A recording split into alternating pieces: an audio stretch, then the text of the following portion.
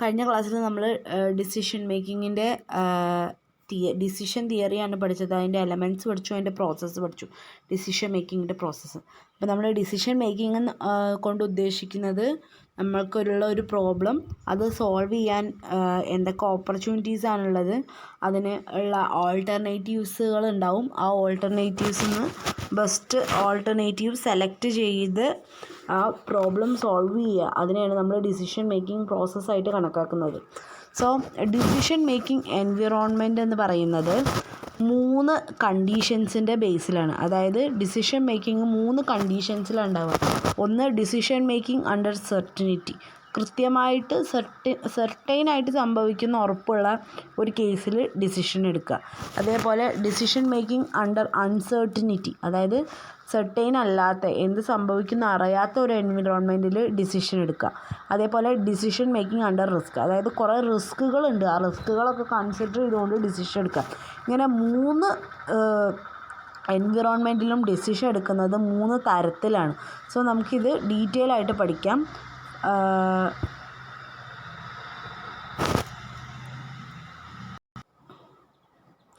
So ഇങ്ങനെയാണ് decision making എന്ന് പറയുന്നത്. ഈ 3 തരത്തിലാണ് നമ്മൾ തരംതിരിച്ചിരിക്കുന്നത്. സോ ഇവിടെ നോക്കുക, ഡിസിഷൻ മേക്കിംഗ് അണ്ടർ സെർട്ടനിറ്റി ആണ് എന്നുണ്ടെങ്കിൽ അവിടെ എന്ത് സംഭവിക്കും എന്നുള്ളതിനെക്കുറിച്ച്, ഫ്യൂച്ചറിൽ എന്ത് സംഭവിക്കും എന്നുള്ളതിനെക്കുറിച്ചുള്ള ഫുൾ ഡീറ്റെയിൽസ് നമ്മുടെ കയ്യിലുണ്ട്. അതായത് അങ്ങനെ ഒരു ഇവിടെ നമുക്ക് എന്താണ് നമ്മുടെ പ്രോബ്ലം, എന്താണ് അതിനുള്ള സൊല്യൂഷൻ എന്നൊക്കെ കറക്റ്റായിട്ട് ഡിഫൈൻ ചെയ്യാൻ പറ്റും. ആ കേസാണ് ഡിസിഷൻ മേക്കിംഗ് അണ്ടർ സെർട്ടനിറ്റി എന്ന് പറയുന്നത്. ഇനി ഡിസിഷൻ മേക്കിംഗ് അണ്ടർ അൺസെർട്ടനിറ്റി ആകുമ്പോൾ അവിടെ എന്ത് സംഭവിക്കും, എന്തൊക്കെയാണ് ഉണ്ടാവുക എന്ന് നമുക്കറിയില്ല. കാരണം നോളജ് ഇല്ല നമുക്ക് അതിനെപ്പറ്റി പറയാൻ, എന്ത് സംഭവിക്കും, നാളെ എന്തായിരിക്കും എന്ന് പറയാൻ നമ്മുടെ കയ്യിൽ ഇൻഫർമേഷൻസ് ഇല്ല, നോളജ് ഇല്ല. സോ ആ കേസാണ് ഡിസിഷൻ മേക്കിംഗ് അണ്ടർ അൺസെർട്ടനിറ്റി. അടുത്തത് ഡിസിഷൻ മേക്കിംഗ് അണ്ടർ റിസ്ക്. ഇവിടെ എന്താണ് പ്രശ്നം എന്ന് വെച്ച് കഴിഞ്ഞാൽ നമ്മുടെ കയ്യിൽ ഇൻഫർമേഷൻസ് ഉണ്ട്, പക്ഷേ ഈ ഇൻഫർമേഷൻസ് വെച്ച് ഈ പ്രോബ്ലം സോൾവ് ചെയ്യാൻ പറ്റുമോ എന്നുള്ള കാര്യത്തിൽ നമ്മൾ ഷുവറല്ല.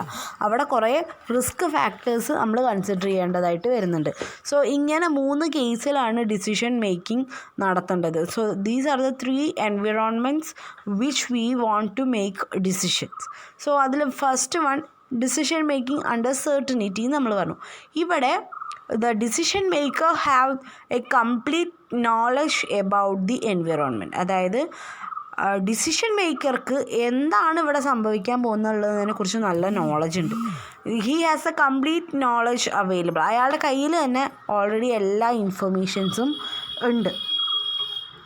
ഇവിടെ നമുക്ക് conditions of certainty, accurate, measurable and reliable information. ഇവിടെ ഇത് റിലയബിൾ ആയിട്ടുള്ള, മെഷറബിൾ ആയിട്ടുള്ള, ആക്യുറേറ്റ് ആയിട്ടുള്ള, സെർട്ടൈൻ ആയിട്ടുള്ള ഇൻഫർമേഷൻസ് നമ്മൾ കയ്യിലുണ്ട്. അത് തമ്മിലുള്ള കോസ് ആൻഡ് ഇഫക്റ്റ് റിലേഷൻഷിപ്സ് നമുക്കറിയാം. ഇങ്ങനെയുള്ള ഒരു എൻവിറോൺമെൻറ്റാണ് സെർട്ടൈൻ ആയിട്ടുള്ള എൻവിറോൺമെൻറ്റ് എന്ന് പറയുന്നത്. ഇങ്ങനെയുള്ളൊരു കേസിൽ ഡിസിഷൻ എടുക്കുക എന്ന് പറയുന്നത് ഡിസിഷൻ മേക്കറെ സംബന്ധിച്ചിടത്തോളം വളരെ ഈസി ആയിട്ടുള്ള ഒരു കാര്യമാണ്. സോ ഇത് സാധാരണ ഇങ്ങനെയുള്ള കേസുകളൊക്കെ ഉണ്ടാവുക ഒരു ബിസിനസ്സിലെ ഡേ ടു ഡേ ഓപ്പറേഷൻ്റെ കേസിലാണ്. അതായത് ഡെയിലി വരുന്ന ഒരു ബിസിനസ്സിൽ ചെയ്യേണ്ടി വരുന്ന കാര്യങ്ങളിലൊന്നും കൃത്യമായിട്ടുള്ള പ്രശ്നങ്ങളൊന്നും ഉണ്ടാവില്ല. നമുക്ക് ആ സിറ്റുവേഷനെ പറ്റിയിട്ട് കംപ്ലീറ്റ് നോളജ് ഉണ്ട്. സോ അതൊക്കെ എന്താണ് ഡിസിഷൻ മേക്കിംഗ് അണ്ടർ സെർട്ടനിറ്റി എന്നുള്ള കാറ്റഗറിയിൽ വരുന്നതാണ്. ഇവിടെ എന്ന് പറഞ്ഞു കഴിഞ്ഞാൽ ഇതിൻ്റെ പ്രത്യേകത എന്താണെന്ന് വെച്ചാൽ there is only 1 type of event that can take place. ഇവിടെ ഒരൊറ്റ സംഭവമേ നടക്കുള്ളൂ എന്ന് നമുക്ക് ഷുവറാണ്, വേറെ ഒന്നും നടക്കില്ല എന്നുള്ള കാര്യം ഷുവറാണ്. സെർട്ടൈൻ ആയിട്ടൊരു സംഭവം നടക്കും. ഇനി it is difficult to find complete certainty in most of the businesses. നമുക്ക് എല്ലാ ബിസിനസ് ഡിസിഷനിലും സെർട്ടനിറ്റി കാണാൻ പറ്റില്ല, അൺസെർട്ടനിറ്റി ഉണ്ടാവാം. ഇനി in many routine types of decision almost complete certainty can be notice. ഇത് ഞാൻ നേരത്തെ പറഞ്ഞത്, ഒരു ബിസിനസ്സിൻ്റെ റൂട്ടീനായിട്ട് ചെയ്യുന്ന കാര്യങ്ങളിലൊക്കെ ഒരു സെർട്ടനിറ്റി ഉണ്ടായിരിക്കും.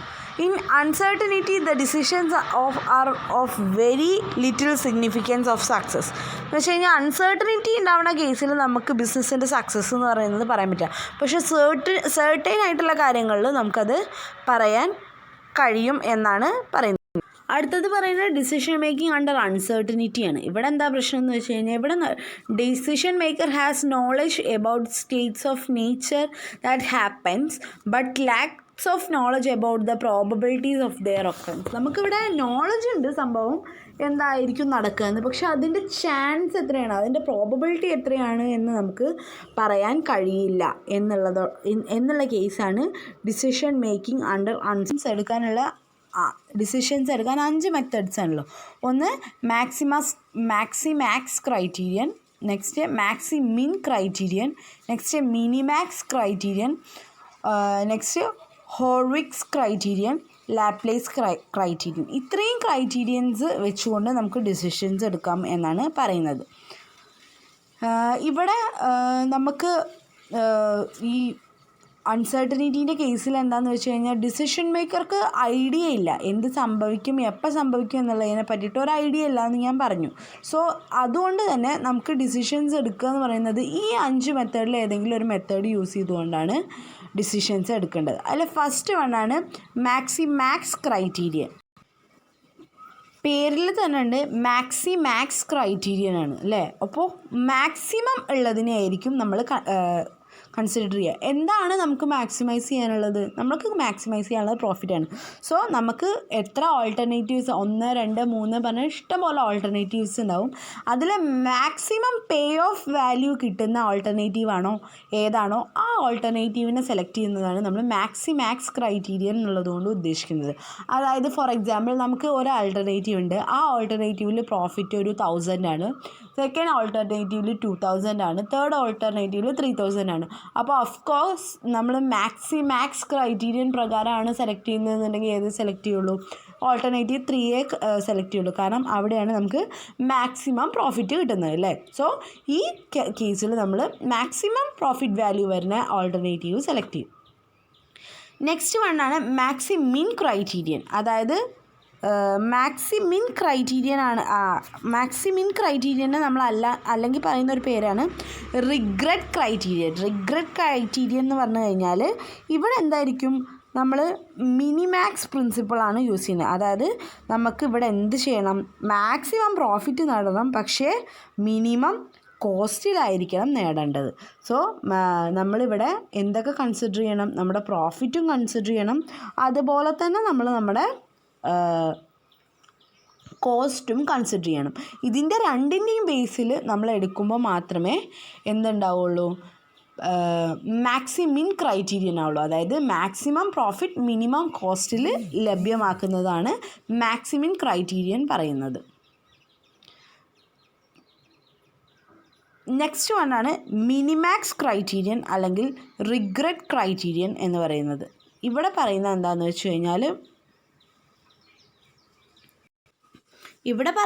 വെച്ച് കഴിഞ്ഞാൽ നമ്മൾക്ക് ഇവിടെ 2 കാര്യങ്ങളാണ് കൺസിഡർ ചെയ്യേണ്ടത്. ഒന്ന് മാക്സിമം റിഗ്രറ്റ് കോസ്റ്റും അതേപോലെ മിനിമം റിഗ്രറ്റ് കോസ്റ്റും.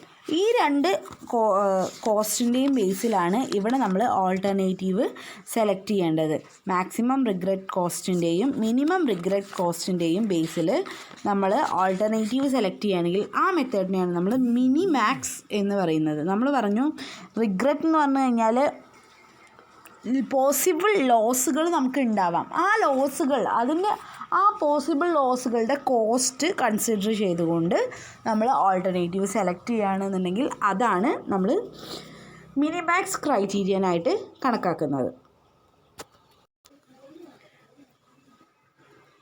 അടുത്തതാണ് Hurwicz criterion or criterion of realism. ഇവിടെ എന്താണെന്ന് വെച്ച് കഴിഞ്ഞാൽ നമ്മൾ നേരത്തെ പറഞ്ഞ മാക്സിമാക്സ് ക്രൈറ്റീരിയൻ്റെയും മിനിമാക്സ് ക്രൈറ്റീരിയനും രണ്ടും കൂടി കൂട്ടിയിട്ട് നമ്മൾ കൺസിഡർ ചെയ്യുകയാണെന്നുണ്ടെങ്കിൽ അതിനെയാണ് നമ്മൾ ഹോർവിക്സ് ക്രൈറ്റീരിയൻ എന്ന് പറയുന്നത്.